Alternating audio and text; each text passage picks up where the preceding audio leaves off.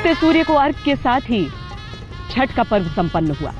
4 दिनों का ये महापर्व पूरी पवित्रता के साथ पूरा किया गया। देश भर में छठ की अनूठी छटा नजर आई। सूर्यदेव भले ही कोहरे की चादर लपेटकर व्रतियों के अर्घ्य को स्वीकार करने बादलों के पीछे छुपे रहे हों, लेकिन उनकी उपस्थिति का आभास उनके दर्शनों से कम महत्व नहीं रखता। जैसे ही उजाले ने धरती पर पहली दस्तक दी, अंधियारों ने अपना बोरिया बिस्तर समेट लिया। लाखों करोड़ों दिए एक साथ गंगा तट पर जल उठे। मंत्रोच्चार हवाओं में गूंजने लगे।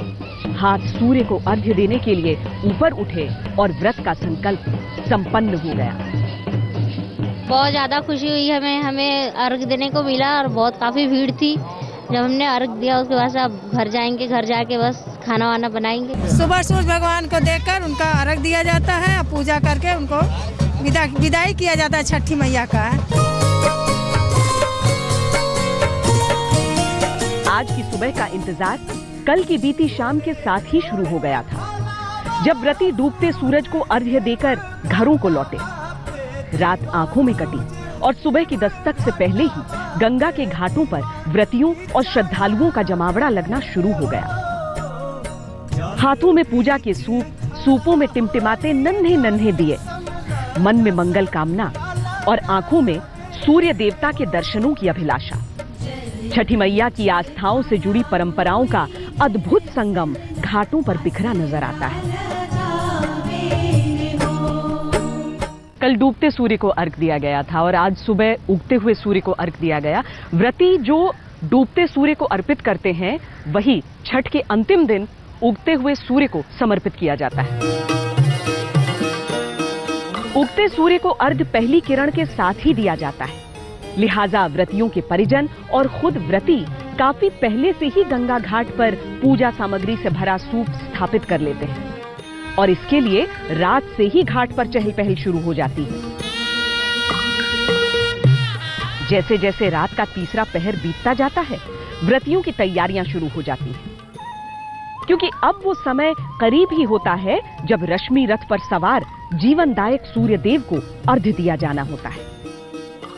हाथों में दिया लेकर व्रती घरों से निकलते हैं और बढ़ चलते हैं गंगा घाट की तरफ। कोई शांत चित्त से छठी मैया को स्मरण करते हुए आगे बढ़ता है, कोई ढोल ताशे के साथ जुलूस की शक्ल में, तो कोई साष्टांग दंडवत करते हुए घाट तक का सफर तय करता है।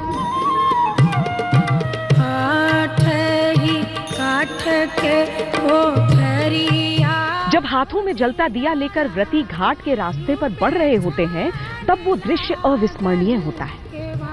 हाथों में टिमटिमाता आस्था का छोटा सा दिया अंधेरों की प्रभुसत्ता को चुनौती देता हुआ व्रतियों को रास्ता दिखाता रहता है और व्रत संकल्प की यात्रा आ पहुंचती है गंगा के घाट पर। छठ पूजा है सूरज भगवान का और अष्टभुजी माता के व्रत है, जो कोसी हम लोग भर के अपने मनोकामना पूरा करने के लिए करते हैं और पुत्र और घर सलामत के लिए सब होता है और माँ आशीर्वाद अपने से देकर उनका सफल करती है। एक तरफ अनंत काल से कलकल बहती मोक्षदायिनी गंगा होती है, दूसरी तरफ उसके तट पर आस्था का सैलाब उमड़ा रहता है। नजरें आसमान की तरफ तकती रहती हैं, जहां से दीनानाथ प्रतिदिन प्रकट होते हैं। फिर शुरू हो जाती है प्रतीक्षा सूर्य की। ऐसा माना जाता है कि सूर्य षष्ठी के दिन सूर्य देव जरा देर से दर्शन देते हैं। जितनी व्रती होती हैं गंगा घाट पर सूर्य के निकलने की प्रतीक्षा करती हैं और सूर्य बहुत धीरे धीरे आसमान में आते हैं। और आज की बात तो अलग ही थी, क्योंकि रात ही आसमान से कोहरा जमीन पर उतर आया था। सूर्य देव के दर्शन मुश्किल लग रहे थे। एक बार को लगा कि इस बार इंतजार शायद ज्यादा लंबा होगा, क्योंकि कोहरे में लिपटा अंधियारा जाने को तैयार नहीं दिख रहा था। 54 घंटों से निर्जल चले आ रहे उपवास को धारण किए व्रतियों के लिए ये क्षण बेहद भावनाओं से भरे होते हैं। इन बीते 54 घंटों में व्रती सिर्फ एक बार ही प्रसाद ग्रहण करते हैं, वो भी खरना के दिन, जिसे उन्होंने खुद बनाया होता है। उसके बाद ये उपवास निरंतर बिना अन्न जल ग्रहण किए चलता रहता है। और अब उन्हें इंतजार रहता है उगते सूर्य को अर्घ देकर व्रत के संकल्प को पूर्ण करने का।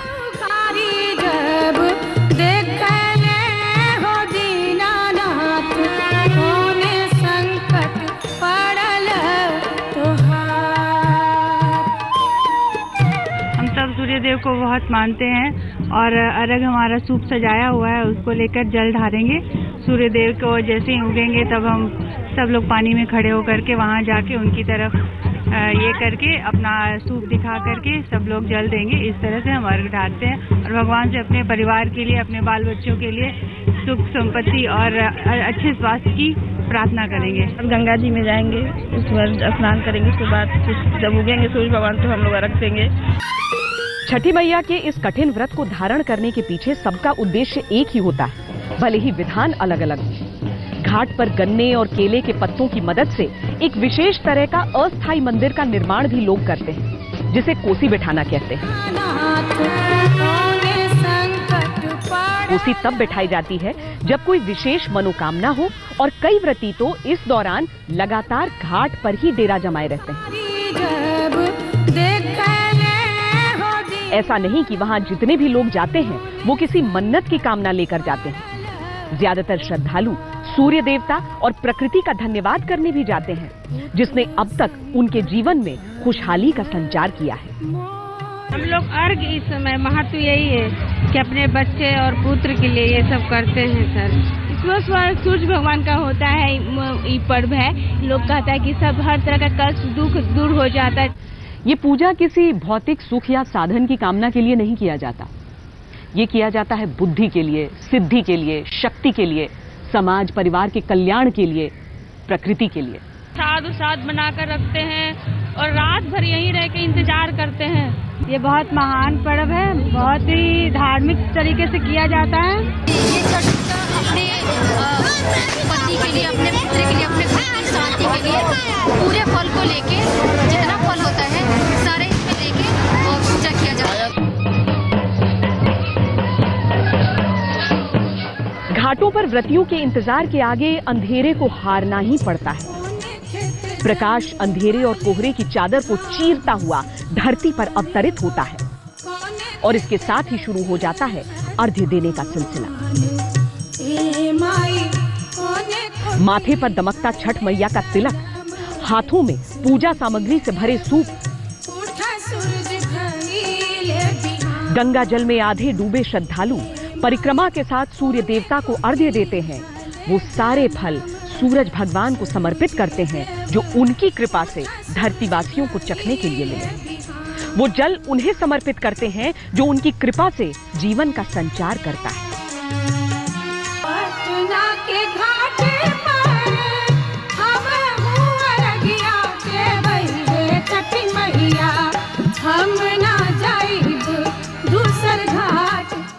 मंत्र बुदबुदाते होठों और बंद आंखों के साथ सूर्य देवता को अर्घ्य समर्पित करना मानो प्रकृति को स्वयं को समर्पित कर देना है। पूर्ण वातावरण जीवित तीर्थ बन जाता है, मानव देह मंदिर बन जाती है और उसमें रहने वाली आत्मा खुद छठी मैया का रूप।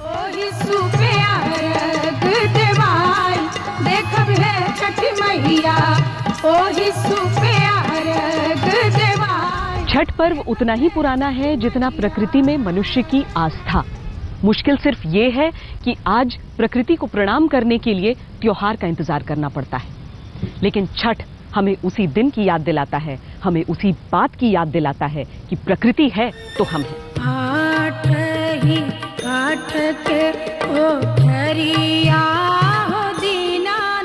बिहार और पूर्वी उत्तर प्रदेश का ये पर्व अब पूर्ण देश में मनाया जाता है। पारंपरिक तौर पर गंगा घाट पर मनाया जाने वाला ये पर्व यमुना की शांत आस्था भी देखता है। दिल्ली के घाटों पर महापर्व छठ की ये छटा देखिए। समंदर की चंचल लहरों के बीच भी सूर्य की आराधना की गई। मुंबई के जुहू चौपाटी ने लाखों की आस्था को जगह दी। कोलकाता में गंगा हुगली कहलाती, वहां तो भक्तों को सबसे पहले सूर्य देव के दर्शन हुए।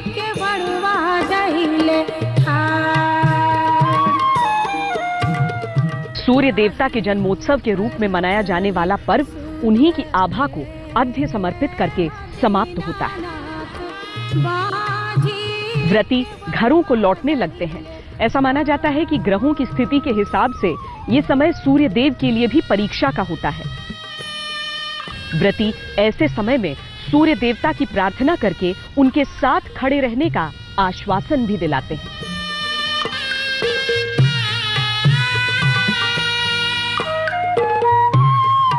भक्ति, आस्था और प्रकृति प्रेम के सबक के साथ ये छठ पर्व संपन्न हुआ। हमारी इस पेशकश में इतना ही। देश और दुनिया की बाकी खबरों के लिए आप देखते रहिए आज तक। पटना के घाट पर हम अरगिया के छठी मैया, हम ना जाइब दूसर घाट देखब है छठी मैया, हम ना जाइब दूसर घाट देखब है छठी मैया।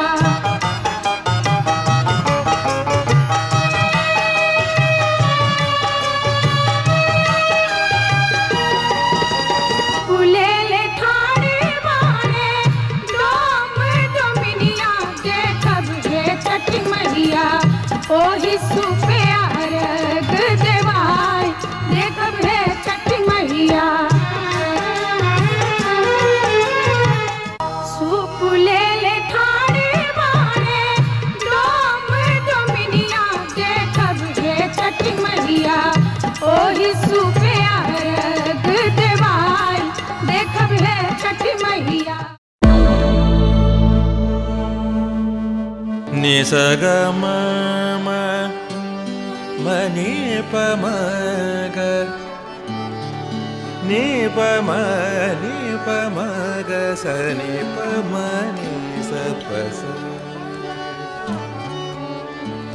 जहाँ तक याद आती रहेगी।